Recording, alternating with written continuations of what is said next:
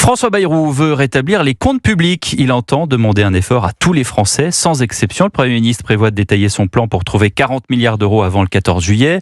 Il serait irresponsable, dit-il, scandaleux et une traîtrise de l'intérêt du pays qu'on en reste à la situation actuelle. Bonsoir Alexandre Chauveau. Bonsoir Pierre, bonsoir à tous. L'objectif, plutôt que de cibler telle ou telle catégorie de la population, c'est de faire en sorte que tout le monde se sente par ces économies. Oui, alors sans évoquer de pistes concrètes, hormis le retour de la TVA sociale, François Bayrou alerte une nouvelle fois sur l'urgence de la dette. Devant les députés cet après-midi, le Premier ministre insiste sur la notion d'effort collectif. Si nous ne sommes pas capables, tous, de prendre la situation comme elle est, d'essayer de construire un projet qui puisse rassembler les sensibilités différentes autour d'une réalité, alors nous allons vers de très graves déboires. Et toute la société le paiera, toutes les entreprises, tous les salariés et toutes les familles. La priorité pour Matignon, c'est de faire des économies dans le fonctionnement de l'État. Impossible sans cela d'obtenir l'adhésion des Français, analyse un conseiller. La rue de Varennes promet ainsi que chaque dépense sera évaluée à la mesure de son efficacité. Mais au-delà de l'administration,